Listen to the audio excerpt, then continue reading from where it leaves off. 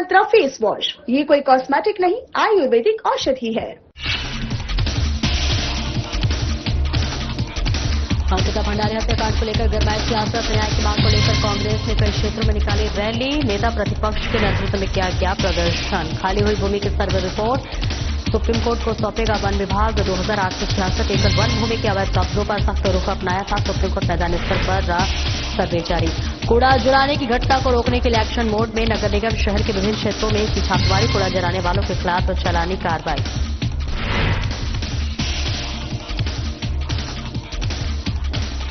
होने की रहती में सर्दी के सितम से इलाकों में बढ़ा रहा सन्नाटा। आपराधिक वारदातों की आशंका पर पुलिस सक्रिय। रात्रि गश्त तेज कर लोगों को दे रही सुरक्षा। पुलिस कार्बेट टाइगर रिजर्व के ढेला रेंज के बाद में किया हमला। हमले में 60 वर्षीय महिला की मौत। हादसे के बाद क्षेत्र में दहशत।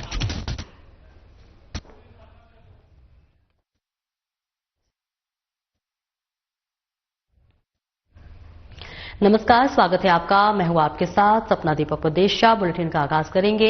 अंकिता भंडारी हत्याकांड को लेकर सियासत गर्मा गई है। न्याय की मांग को लेकर कांग्रेस ने विभिन्न क्षेत्रों में निकाली रैली। नेता प्रतिपक्ष यशपाल आर्य के नेतृत्व में गदरपुर में किया धरना प्रदर्शन। गदरपुर तहसील का किया घेराव। सीबीआई जांच की उठाई मांग। ये लड़ाई किसी विशेष दल की नहीं, सच, इंसाफ और बेटियों की सुरक्षा को लेकर है ये लड़ाई। दोषी चाहे कितने ही प्रभावशाली क्यों न हो, उन्हें मिलनी चाहिए कठोरतम सजा। नेता प्रतिपक्ष ने एकजुट होकर अंकिता को न्याय दिलाने की लड़ाई को मजबूती देने का किया आह्वान। अंकिता भंडारी हत्याकांड केवल एक परिवार का दर्द नहीं, बल्कि पूरे उत्तराखंड के आत्मसम्मान और न्याय व्यवस्था पर गहरा घाव है।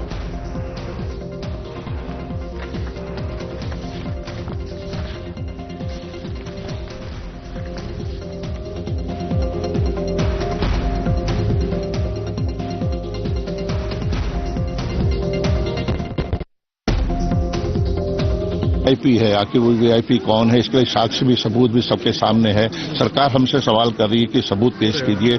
आपके पास इंटेलिजेंस है, आपके पास पुलिस बल है, आपके पास सीबीसीआईडी है, उससे क्यों बचना चाहते हैं? आप इंक्वायरी करने से क्यों परहेज कर रहे हैं? हम चाहते हैं कि सुप्रीम कोर्ट की निगरानी में सीबीआई अंकिता के भंडारी के जो हत्यारे हैं और जो इसमें शामिल रहे हैं, जो उनको बेनकाब होना बहुत जरूरी है। अगर सरकार की नीयत साफ है तो अपनी स्थिति साफ करनी चाहिए और इसकी CBI inquiry high court supreme court की निगरानी में। तो तस्वीरें आपको दिखा रहे हैं जो अंकिता भंडारी हत्याकांड के बाद सियासत गर्मा गई है और इस बीच न्याय की मांग को लेकर कांग्रेस ने विभिन्न क्षेत्रों में रैली निकाली है, जिसकी तस्वीरें आपको दिखा रहे हैं। लगातार न्याय की मांग की जा रही है और ये तस्वीरें आपको दिखा रहे हैं जहां गदरपुर तहसील का घेराव किया गया है।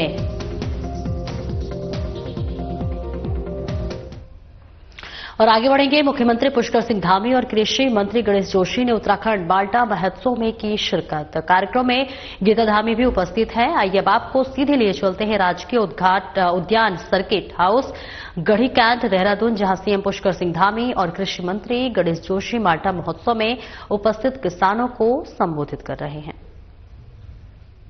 हेतु है कि हमारे किसानों को, चूंकि माल्टा एक बहुत परंपरागत हमारा ये होने वाला ऐसा फल है कि जो हमारे पूरे उत्तराखंड की एक अलग से पहचान बनाता है और माल्टा से बहुत भावनात्मक रूप से भी सबका संबंध है। जैसे ही माल्टा का नाम आता है तो अपना अपना गांव, अपना अपना पैतृक स्थान सबको याद आने लगता है, चाहे वो देश दुनिया में कहीं भी रहता होगा।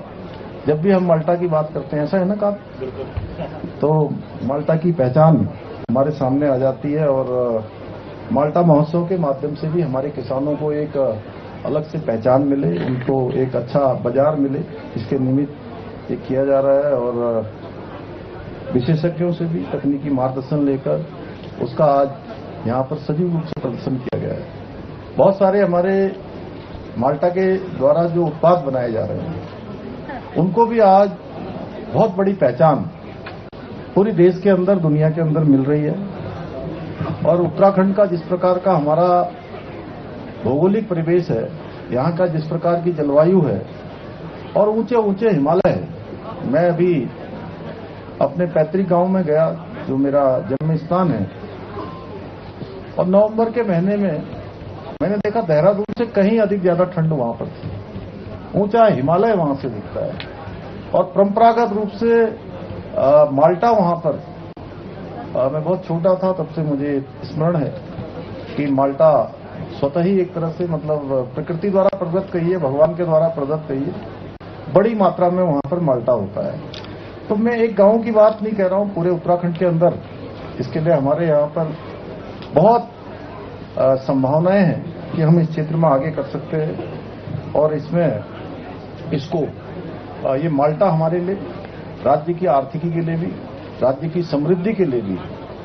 और अभी बड़ा अच्छा लगा मुझे कि पौड़ी जनपद के हमारे कहाँ गए,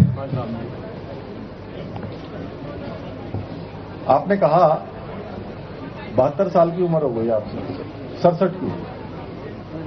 67 साल की उम्र हो गई। आ जाइए, इधर आइए, इधर आइए, एक बार मैं आपका परिचय करवाता हूं सबसे। इसकी जो बढ़ती मांग है, माल्टा के क्षेत्र में हमारे कागजी नींबू है, माल्टा है, जमीरा है, चूक है, गलगल है, और क्या है, मैं जो बचपन में जानता था वही मैं जान रहा हूं, बाद में मैंने कुछ नहीं सीखा। चकोतरा तो बाद में आया। हम माल्टा, चूक और एक खट्टे वाला जो क्या होता था, जमीरा, जमीरा, संतरा नहीं बोलते थे वहां, संतरा यहाँ का सुनते थे, जो पहाड़ में बोलते थे। मैं चूक तो वो जो है उसमें उसको पांडे जी, अब तो आपने बहुत सारी इकाइयां लगा दी हैं। पहले क्या है, वो एक साथ चूक दबा दबा के निकाल देते थे और उसको इकट्ठा करके बोतलों में उसमें रख देते थे। वो फिर पूरे समय काम आता था, खराब ही नहीं होता था कई समय तक। तो इस प्रकार की ये पद्धतियां हमारे पूर्वजों ने हमको विरासत में भी दी हैं। लेकिन अब जिस प्रकार से अब तेजी से मांग बढ़ रही है, इससे कृषि क्षेत्र में भी और हमारे कृषक भाइयों के लिए, उद्यान के क्षेत्र में भी नई संभावनाओं के द्वार खुले हैं। और माल्टा के साथ साथ अभी मैं देख रहा था कि हरिद्वार के हमारे किसान भाई थे, वो कह रहे हैं कि हमारे यहाँ कागजी नींबू का बड़ा मात्रा में उत्पादन होता है। बहुत सुंदर। 10 के 10 जिलों में हम महोत्सव कर रहे हैं और जो उत्साह मुझे दिखाई दे रहा है, इस प्रकार से हमारे किसान पहले सबसे ज्यादा एप्पल की ओर जाते थे, आज कीवी की ओर बहुत ज्यादा जा रहे हैं, आज ड्रैगन फ्रूट के लिए जा रहे हैं, माल्टा के लिए जा रहे हैं। ये हमारे प्रदेश के लिए एक शुभ संकेत है। और एक चीज और बताना चाहता हूं, राज्य बनने के बाद हमारा खेती का क्षेत्रफल 2,10,000 हेक्टेयर कम हो गया। बड़ी बड़ी इंडस्ट्रीज आई, इंफ्रास्ट्रक्चर के नाम पे कई चीजें हुई, फैक्ट्रियां लगी, लेकिन हमारा उत्पाद 3 लाख टन बढ़ा।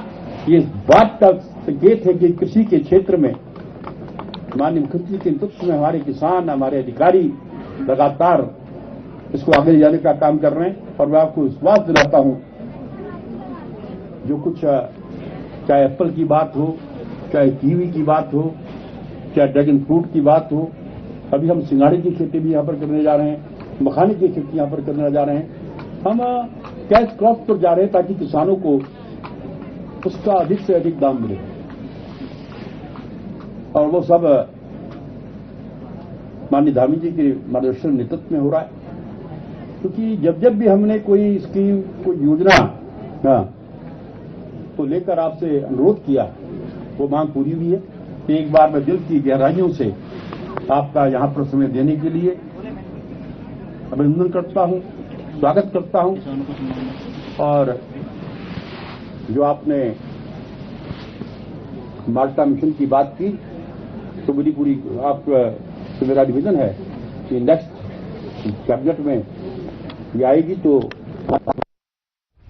और शहर में बढ़ते प्रदूषण और सर्दियों के दौरान कूड़ा जलाने की घटनाओं को रोकने के लिए नगर निगम देहरादून अब पूरी तरीके से एक्शन मोड में नजर आ रहा है। नगर निगम की टीम ने शहर के विभिन्न क्षेत्रों में छापेमारी कर कूड़ा जलाने वालों के खिलाफ भारी चलानी कार्रवाई शुरू कर दी है। मुख्य नगर स्वास्थ्य अधिकारी नगर निगम देहरादून डॉक्टर अविनाश खन्ना ने बताया कि जैसे जैसे टेम्परेचर में गिरावट देखने को मिले, उसके बाद शिकायतें आई कि लोग कूड़ा जलाकर हाथ तापने का काम कर रहे हैं। उन्होंने बताया कि इसमें कुछ नगर निगम के कर्मचारियों पर भी चलानी कार्रवाई की गई है और इसी के साथ ही शिक्षण संस्थान और दुकानदारों के भी चालान किए गए हैं जहां पर इस तरह के कार्य किए जा रहे थे। उन्होंने कहा कि सर्दियों में कुछ समय से ये शिकायत काफी बड़ी है जिन पर नियंत्रण किया जा रहा है।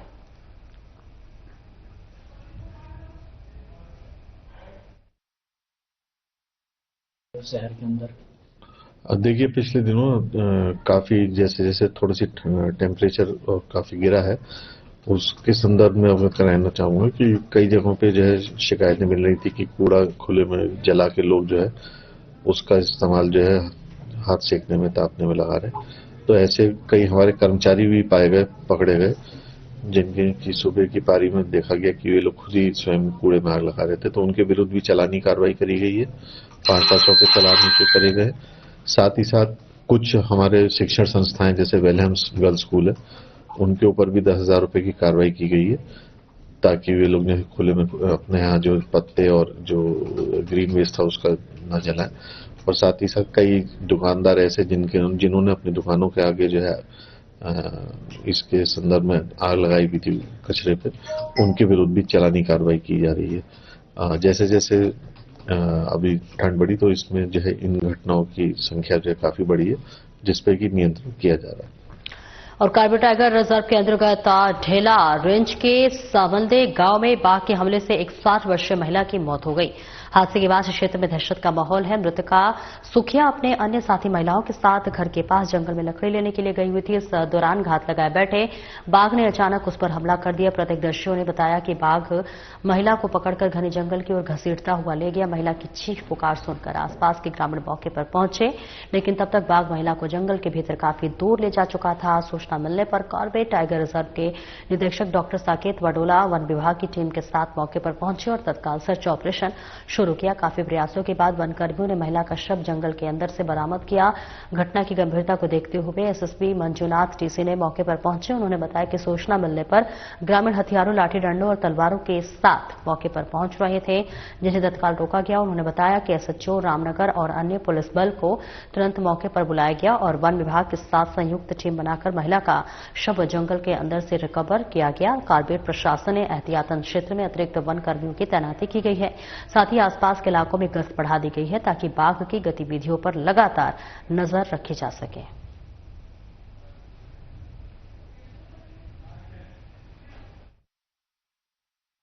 जो है सीजन ड्यूटी को हमने देखने के लिए है साहब यहाँ पे राउंड्स पे था, तो इत्तेफाक की बात है कि यहाँ पे भारी जो है लोगों द्वारा, भारी संख्या में लोगों द्वारा असला और क्या बोलते हैं मतलब लाठी डंडा और तलवार लेके यहाँ पर इस जगह पे आ रहे थे। तो हमने रोक के जानबूझ के मतलब जानकारी करने को मालूम किया तो पता चला बस 5-10 मिनट पहले जंगल के अंदर, जंगल के काफी अंदर जो है कुछ महिलाएं का समूह जो है लकड़ी इकट्ठा करने और ऐसा मतलब वो उसको लकड़ी काटान ये सब झाड़ी काटने के लिए उसके लिए गए थे। और उसमें से एक महिला पर जो है बाघ जैसा एक बाघ ने अटैक कर दिया और उसको खींच के ले गए। तत्काल जो है हमने मौके पर जो है एसएचओ रामनगर को भी बुलाया, हमने यहाँ से फोर्स को भी बुलाया। तुरंत जो हमारे साथ के बंदे थे, हमारे साथ जो फोर्स ट्रैवल कर रही थी, उनके बंदों को भी और फॉरेस्ट की भी जो एसडीओ साहब थे वो यहाँ पर थे। तुरंत उन दोनों के साथ जो है मिलकर जॉइंट टीम्स को हमने तुरंत हाथों हाथ रवानगी कर दिया। मतलब विद इन 5 मिनट्स हमने तुरंत हाथों हाथ जो है फॉरेस्ट की मल्टीपल गाड़ी में पुलिस वालों को भी बिठा के, असलेदर पुलिस वालों को भी मतलब सबको बिठा के जॉइंट टीम हमने रवानगी कर दी। और उसी जॉइंट टीम ने जाके बॉडी को रिकवर करके आए हैं। एक महिला की बॉडी रिकवर हुई है और जो है अभी उसको पोस्टमार्टम की कार्रवाई के लिए आगे भेजा गया है। और शांति व्यवस्था का जो है कुछ स्थिति अगर यदि होता है तो उसको नियमानुसार हम डील करेंगे। हमारा अपील ये है कि देखो यहाँ पर नेशनल पार्क है, यहाँ पर जो है बाघ रहता है, मतलब टाइगर का बहुत हैवी पॉपुलेशन है। ये जो दुर्भाग्यपूर्ण घटना हुई है इसमें बहुत ही दुर्भाग्यपूर्ण और दुखद घटना है, पर इस दुखद और दुर्भाग्यपूर्ण घटना का आड़ में कुछ असामाजिक और मतलब जो है अवांछनीय तत्वों द्वारा रूमर्स फैला के, झूठी अफवाह फैला के कुछ जो है उसको अलग दिशा में ले जाने की कोशिश करेंगे और मतलब इस प्रकार की हरकत करेंगे तो हम उन पर विधिक कार्रवाई अमल में लाएंगे। और जैसे जैसे सर्दी का असर बढ़ रहा है वैसे वैसे ऋषिकेश और आसपास के सभी इलाकों में रात को सन्नाटा बढ़ता जा रहा है। ऐसे आपराधिक वारदातों के होने की आशंका बढ़ जाती है, इसलिए पुलिस ने रात्रि गश्त को लेकर तेज कर दिया है। संदिग्धों पर भी पुलिस पैनी नजर रख रही है। पुलिस का कहना है कि यदि कोई व्यक्ति अपने घर को अकेला छोड़कर बाहर जा रहा है तो इसकी सूचना नजदीकी थाना चौकी पुलिस को जरूर दे। संदिग्ध दिखाई देने पर भी जानकारी पुलिस के कंट्रोल रूम को जरूर दे। इसके साथ ही गलियों में फेरी कर सामान बेचने वालों को घर में न घुसने घुसने दें। मुनिकीरेती के इंस्पेक्टर प्रदीप चौहान ने बताया कि पुलिस कप्तान आयुष अग्रवाल के निर्देश पर रात को गश्त तेज कर दी गई है। कैलाशगेट, तपोवन, ढालावाल, भद्रकाली क्षेत्र में पुलिस चेकिंग भी कर रही थी। सीसीटीवी कैमरों में क्षेत्र के चप्पे चप्पे पर नजर है। रात में ठेली वाले को निर्देशित किया गया है कि वे अनावश्यक रूप से किसी को अपने पास बैठने न दें। यदि कोई सामाजिक तत्व दिखता है तो पुलिस को बताए। कैलाश गेट चौकी प्रभारी राजेंद्र रावत ने देर रात अपने क्षेत्र की सुरक्षा व्यवस्था का मुआयना भी किया है। रात्रि गश्त में पुलिस को देखकर लोगों में सुरक्षा की भावना और अधिक जागृत हुई है। इंस्पेक्टर का कहना है कि क्षेत्र की सुरक्षा व्यवस्था उनकी प्रथम जिम्मेदारी है। स्थानीय लोगों ने बताया कि पुलिस बेहतर कार्य कर रही है। पुलिस जो टिप्स दे रही है वे जनहित में है।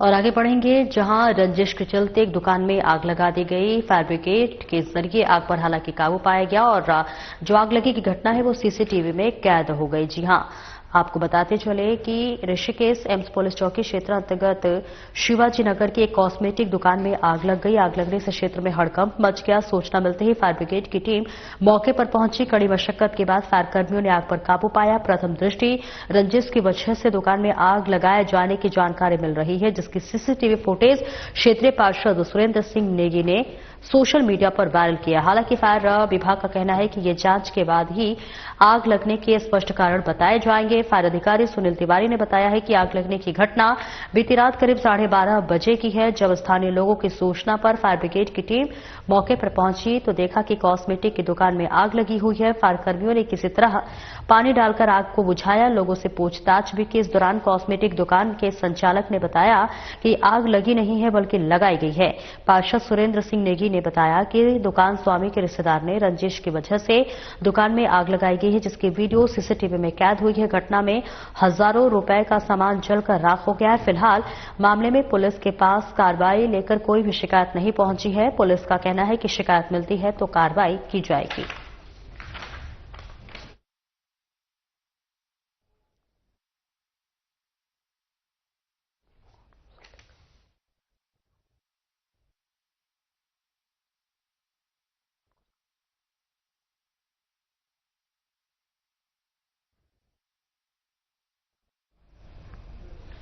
और आगे बढ़ेंगे, जहां पर आपको बताते चले कि भूमि विवाद का मामला लगातार बढ़ता हुआ नजर आ रहा है। जहां 5 जनवरी को वन विभाग सुप्रीम कोर्ट को सौंपेगा खाली भूमि की हुई सर्वे रिपोर्ट। ऋषिकेश के ग्रामीण इलाकों में 2866 एकड़ वन भूमि का मामला है। वन भूमि को निजी बताकर बेचने वाले भूमाफियाओं पर कब होगी कार्रवाई? कई सालों से वन भूमि को टुकड़ों टुकड़ों में बेचने वाले भूमाफियाओं पर क्या सुप्रीम कोर्ट संज्ञान लेगा? एसएसपी अजय सिंह पहले ही कर चुके हैं पीड़ितों से अपील। वन भूमि को बेचने वाले भूमाफियाओं की करे शिकायत। सुप्रीम कोर्ट अपने आदेश में पहले ही कह चुका है कि घरों में रहने वाले लोगों को डरने की बिल्कुल भी जरूरत नहीं है। खाली पड़ी जमीनों पर वन विभाग करे कार्रवाई। वन भूमि से बेखरीद फरोख्त और निर्माण कार्यों पर सुप्रीम कोर्ट की रोक। 5 जनवरी को वन विभाग सुप्रीम कोर्ट में दाखिल करेगा सर्वे रिपोर्ट। सुप्रीम कोर्ट गलत तरीके से वन भूमि को बेचने वाले भूमाफियाओं पर संज्ञान लेता है तो होगी बड़ी कार्रवाई।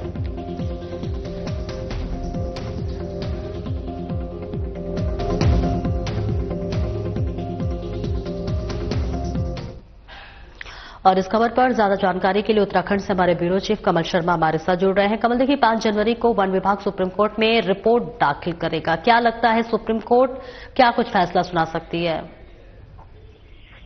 हाँ सपना, कहें तो आजकल ऋषिकेश का जो रूरल एरिया है, देहाती क्षेत्र है, वहां कहीं ना कहीं पिछले काफी दिनों से वन भूमि की जमीन को लेकर काफी कुछ हंगामा हुआ था और अभी भी वहां के लोग डरे हुए हैं, सहमे हुए हैं। लगातार कुछ लोग राजनीतिकार लोग राजनीतियां भी अपनी राजनीति भी सेक रहे हैं। तो कुछ मिला के कहें कि अब इस पर से एक आदेश आया था सर्वोच्च न्यायालय का कि जहां वन भूमि की जमीन लगभग 2866 एकड़ है, वो उसमें जिन लोगों ने अपने घर बना लिए हैं उनको छोड़कर, जो लोग रह रहे हैं उनको छोड़कर जितनी भी वहां पर सरकारी भूमि बची हुई है उसको विभाग अपने अधिग्रहण करे। तो इसको लेकर जब यहाँ पर पहुंचे थे लोग, काफी हल्ला गुल्ला हुआ था, काफी कुछ शोर शराबा हुआ, पुलिस की काफी टीमें रही, कई दिन तक सर्वे चले, उसके बाद कई लोगों पे मुकदमे भी हुए और कुछ लोग अभी भी जेल में बंद हैं, उनकी अभी तक कहें तो जमानत नहीं हुई है। तो कुल मिला के कहें स्पष्ट उसमें यह बताया गया था कि आदेश में कि जो लोग रह रहे हैं, मकान बनेगा, उसको छोड़कर जो बाकी लैंड भूमि है उसका अधिग्रहण करे और बोर्ड लगाए। इसी को लेकर वहां पर काफी हंगामे हुए, लगातार 5-7 दिन को दिन चले, भारी पुलिस बल तैनात हुआ, वन विभाग की टीमें पहुंची और सर्वे भी लगभग पूरा कर लिया गया है। और वहां ये था कि जो लोग आज ये खाली जमीन पे कर रहे हैं, कल ये दूसरी जो घर बने हुए हैं इनको भी जोड़ा जाएगा। इसको लेकर बड़ा यहाँ पर हंगामा हुआ और लगातार जारी है। तो अब सर्वे पूरा कर लिया गया है। 5 तारीख को सोमवार को फिर माननीय सर्वोच्च न्यायालय में सुनवाई होनी है और पूरे जो डाटा वन विभाग ने यहाँ पर एकत्र किए हैं, जो सर्वे किया है, चाहे ड्रोन से किया है, अन्य चीजों को लेकर किया है, उसकी रिपोर्ट वहां पर सम्मिलित करेगा और उसके बाद देखना माननीय सर्वोच्च न्यायालय क्या इसमें निर्णय लेता है। इसको लेकर यहाँ पर हजारों लोगों की दुखदुखी सी दिलों में बनी हुई है और एक बड़ा विषय भी यहाँ पर बना हुआ है। तो कुल मिला के कहें, सबसे बड़ी बात, एक प्रश्न खड़ा होता है कि इन लोगों को किन लोगों ने भूमि बेची है, ये भी सारा सबसे बड़ा प्रश्न खड़ा होता है। ऐसे कौन से भूमाफिया लोग हैं जिन्होंने वन भूमि को अपनी भूमि बताकर यहाँ पर 100 रुपए के स्टाम्प पेपर पे यहाँ पर भूमियां बेची हैं। तो इन चीज का भी होना चाहिए। यहाँ पर जब हल्ला हुआ था, स्पष्ट रूप से कहा था कि हम जो खाली जमीनें पड़ी हैं हम उसकी पैमाइश कर रहे हैं और उसका अधिग्रहण किया जाएगा, लेकिन जो लोग निवास कर रहे हैं उन पे किसी प्रकार के भी आंच नहीं आएगा। ये माननीय सुप्रीम कोर्ट के आदेश में स्पष्ट रूप से लिखा हुआ था। तो हम अब ये कहें कि ये भूमियां इन लोगों को किसने बेची है, तो माननीय सर्वोच्च न्यायालय को ये भी संज्ञान लेना पड़ेगा कि कौन ऐसा भूमाफिया है, कौन कौन ऐसे भूमाफिया है जिन्होंने इन लोगों को 100 रुपए के स्टाम्प पेपर में, जो इनलीगल होते हैं, आपसी समझौता होता है, उस पे यहाँ पर हजारों रुपए लेके, लाखों रुपए लेके किन लोगों ने भूमि बेची है, उनका भी संज्ञान होना चाहिए। और यही सबसे बड़ा एक प्रश्न खड़ा होता है, ऐसे लोग कौन कौन से हैं जिन्होंने इन लोगों को भूमि बेच दिया वन विभाग की, इनकी भी जांच होनी चाहिए। और जो 5 तारीख को सुनवाई होगी पर सुप्रीम कोर्ट को ये भी एक संज्ञान में लेना चाहिए, जिन लोगों ने भूमियां बेची हैं उनके खिलाफ भी कहीं ना कहीं एक बड़ी कार्रवाई होनी चाहिए, ताकि भविष्य में इस प्रकार के लोग, भूमाफिया लोग, ऐसे गरीब लोगों को ना भूमि दे से गलत चीजों में ना इनको कर सकें, जिन्होंने अपनी भूमियां बता के वन विभाग की भूमि बेच दी। और साथ ही जब यहाँ पर हुआ था तो अधिकारियों ने भी स्पष्ट रूप से कहा था कि जिन लोगों ने आपको भूमियां बेची है वन भूमि की अपनी बताकर, उनके खिलाफ, उनके नाम बताइए, हम उनके खिलाफ मुकदमा दर्ज करते हैं। लेकिन अभी तक ऐसा कोई नई नाम नहीं आया। पर चर्चाएं ये हैं कि कई लोगों के नाम की चर्चाएं जिन्होंने यहाँ पर अपनी भूमि बताकर वन विभाग की भूमियां यहाँ लोगों को बेच दी हैं। तो ऐसे लोगों के खिलाफ भी कहीं ना कहीं सुप्रीम कोर्ट संज्ञान लेके एक बड़ी कार्रवाई जरूर होनी चाहिए। नहीं तो लोगों का भी ये कहना है, कई लोगों का, समाजसेवी संगठनों का, कोई ऐसे राजनीतिक दलों का, अगर इनकी अधिग्रहण होती है, जो खाली प्लॉट पर अधिग्रहण होते हैं, तो ऐसे लोगों का भी नाम सुप्रीम कोर्ट में किसी माध्यम से या ऐसे नामों में उजागर किया जाएगा जिन लोगों ने 100 रुपए के स्टाम्प पेपर पर अपनी भूमि बताकर वन भूमि को बेच दिया गया है। और ऐसे भूमाफियों के खिलाफ कड़ी कार्रवाई होनी आवश्यक है, नहीं तो भविष्य में इस प्रकार की चीजें और आगे बढ़ती रहेंगी। और ऐसे लोग कहीं ना कहीं, जो लोग जिन्होंने, छोटे छोटे लोग हैं जो बेचारे छोटे 100-150 हजार में लिया है, मकान बनाया है, ऐसे लोग फिर दोबारा से ठगे जा सकेंगे। तो ऐसे भूमालिक के खिलाफ भी कड़ी कार्रवाई होने की आवश्यकता है। बिल्कुल। जो रिपोर्ट वन विभाग सुप्रीम कोर्ट में सौंपने वाला है, उसमें कितनी भूमि पर अवैध कब्जे की पुष्टि हुई है, और साथ में ये भी बताइए कि अगर वन विभाग के खिलाफ जो भूमाफियाएं हैं उनके खिलाफ अगर फैसला आता है तो बुलडोजर की कार्रवाई है, जो सीलिंग की कार्रवाई है, क्या तुरंत एक्शन लिया जाएगा? मैंने कहा ना सपना, सबसे बड़ी बात है कि अब जो एक रिपोर्ट जानी है, जो सर्वे किया गया है यहाँ पर वन विभाग द्वारा, अब वो रिपोर्ट वहां दी जाएगी कि कितनी स्थिति में यहाँ पर बसावट हो चुकी है, इतनी जमीन यहाँ पर खाली पड़ी है। अब उस पर सुप्रीम कोर्ट क्या संज्ञान लेता है, क्योंकि ये मामला मुख्य न्यायाधीश से जुड़ा हुआ है, क्योंकि उनकी बेंच ने ही इस पे फैसला सुनाया था। तो अपने आदेश दिए थे कि जो लोग बसावट कर चुके हैं, छोड़ के जितनी भी वन विभाग की भूमि जो बैलेंस बची है, जो खाली प्लॉट पड़े हैं, उस पर वन विभाग अपने अधिग्रहण करे। तो अब यही स्थिति अब बन रही है। अब देखें, अब जो 5 तारीख को जब यहाँ दोबारा सोमवार को सुनवाई होगी और वन विभाग अपनी वहां पर रिपोर्ट प्रस्तुत करेगा, उसके बाद क्या निर्णय, क्या आगामी निर्णय माननीय न्यायाधीश की बेंच यहाँ पर, मुख्य न्यायाधीश की बेंच सुनाती है, क्या होता है, इसका भी देखना होगा। तो कुल मिला के कहें, एक सबसे बड़ा सवाल यही उठता है कि जिन लोगों ने, जिन भूमाफियाओं ने इन लोगों को जमीनें बेची, अपनी जमीन बताकर जो सरकारी जीमें हैं, उनके खिलाफ क्या सुप्रीम कोर्ट कार्रवाई संज्ञान लेगा और ऐसे खिलाफ कार्रवाई होगी, ये अब देखना होगा कि आगे जब 5 तारीख की सुनवाई होगी और उसके बाद क्या क्या। बिल्कुल, हमारी भी नजर इस पर बनी हुई है कि आखिरकार 5 जनवरी को क्या कुछ फैसला कोर्ट का आता है। बहुत बहुत शुक्रिया कमल इस महत्वपूर्ण जानकारी के लिए। फिलहाल मेरे साथ इस बुलेटिन में इतना ही। नमस्कार।